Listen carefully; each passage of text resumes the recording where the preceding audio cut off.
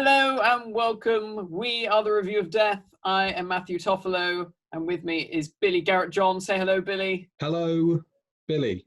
Billy, you're not wearing your 3D specs. Did you know there was a possibility I wouldn't be able to see in 3D when I was a kid? Oh, really? Yeah, I had an eye operation, Well, which would have saved me if I'd been born before from the nightmare of watching Dimensions in Time. But sadly, I have to be able to. I can watch it, so. I was going to say that it probably doesn't make much difference because the 3D in Dimensions in Time doesn't really work anyway, so you wouldn't have been missing much. That's true. Do you know what else doesn't work, Matt? What's that then? The canonicity of Dimensions in Time doesn't work in Dimensions in Time, which is what we're here to discuss, which will be a thrilling ride. Do you want to explain what the plot of Dimensions in Time is, or indeed what Dimensions in Time is as a universal concept? The plot of Dimensions in Time is the Rani is trying to create a menagerie of different creatures, monsters, all sorts from across the universe. I don't know why, and for some reason she traps the Doctor in Albert Square with his companions. I don't really know. Does anyone really know what the plot of this story is? I say it's a story. It's not really even that, is it? That's probably being quite generous. Yeah, I think what you've just said is exactly how they pitched it to the executives when they were originally going to make it, because nobody knew what this was about. Nobody knows what's going on. It's basically, I mean, obviously Lost in the Dark Dimension was supposed to be in this specials place. Yeah. And it didn't happen for a variety of different reasons, a menagerie of different reasons. And instead we ended up with this, which was sort of just like, it feels like something you might get on a DVD extra. Like they tried to see if the 3D effects would work on a larger scale by doing this tiny little thing, and it didn't work. And everybody cried afterwards saying, we've reviewed it before together. And during that discussion, we had quite a heated back and forth about whether or not we considered Dimensions in Time to be canon. Matt, what was your position at the time, and has it changed at all? My position at the time was absolutely not. Of course it's not canon. It's just utter mad nonsense. Has my opinion changed at all in those intervening years? No. What about you? Because you were a bit like, oh, well, it's got the old Doctor Who's in it, so, you know, why not? I think I was being very kind to it because I quite like the idea that weird sort of, kitsch stuff from Doctor Who's past is canon in some way. And I suppose, you know, with what happened at the end of Series 12, anything goes these days. So I think, you know, there is maybe a small, not particularly, you know, watertight argument to suggest that maybe Dimensions in Time is canon. Obviously, one of the biggest problems with that, which I was thinking about last night, as I was trying to get to sleep and I couldn't because I couldn't get Dimensions in Time out of my head. When you get to Series 2's episode, Army of Ghosts, we obviously see Peggy Mitchell in the Queen Vic. That's right. There's a whole thing with Den Watts, isn't it? I don't care if you've come back from the grave. That's like right, that. Yeah. In the universe of Doctor Who, it's a TV show. So if you were to go backwards in time, somehow the Rani has been able to crack into an alternative dimension where it is not a TV show and those things are actually happening in Walford. See, I mean, that would be my argument entirely, but I'm going to play devil's advocate here because I did not expect that. No, I'm going to. A big event happened between 1996 and 2005 that we didn't see on screen, and that was the Time War, and it mucked around with everything. So could it be that before the Time War, EastEnders wasn't a TV program in the Doctor Who universe, and the Time War mucked around with time and space just enough that when the Time War was over, EastEnders was now just a TV program. So technically, those events could have happened. That's an oddly specific thing.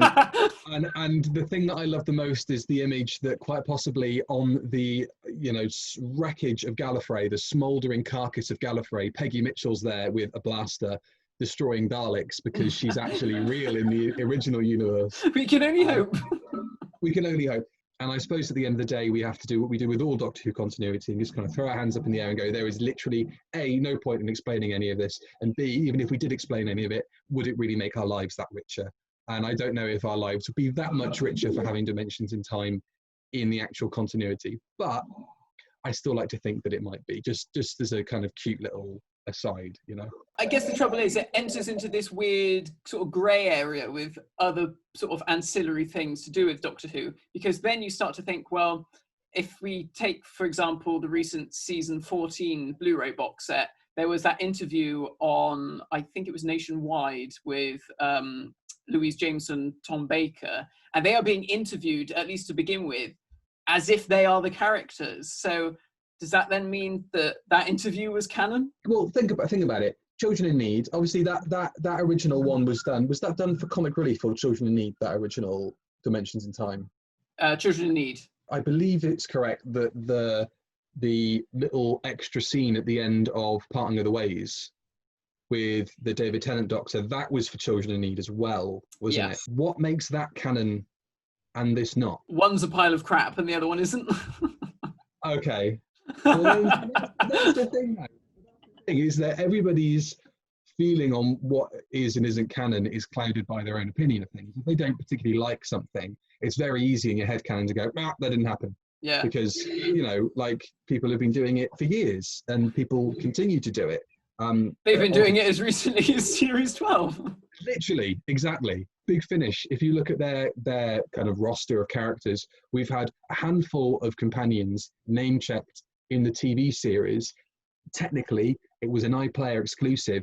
Does that mean that that has to be canon? Well, yeah, I suppose, because we have the regeneration of John Hurt from Paul McGann. Yeah. And if you start getting into the eccentricities of Doctor Who's sort of side projects, you're either going to end up having a really, really colourful, wide open universe where literally anything could happen, or a slightly more restrictive set of rules, which I don't think is as fun, which is why I personally prefer to think that Dimensions in Time is canon. I mean, when I was a kid, I didn't even think about it. It was just a more Doctor Who. There's lots of different monsters in it. It was good fun. It's only as I got older and became more jaded that my opinion changed. I think being jaded has a part, you know, to play in it. But I feel like I've almost gone in the opposite direction. Whereas years ago I would have thought, nah, that can't happen, that shouldn't happen, this shouldn't be canon. Whereas now I've kind of grown up and thought, why not? Let everything be a thing, you know. Yeah. I mean, if my brother was here, his argument would be Sylvester McCoy is wearing the wrong paisley scarf, which therefore means it is clearly not canon. And I think that's as definitive an argument to suggest that it isn't canon as any other one that I've heard. There's loads of stuff that's been messed around in Doctor Who's history that wasn't there before, like the 13 regeneration limit. Yeah. Or you know the fact that there's an infinite number of Doctors now that we're aware of, which means that the Doctors from the stage plays could be canon. Interesting that you should mention the stage plays, because one of the aliens from the Ultimate Adventure appears in Dimensions in Time. So does that therefore mean that if Dimensions in Time is canon, then that means that adventure is canon? Yes.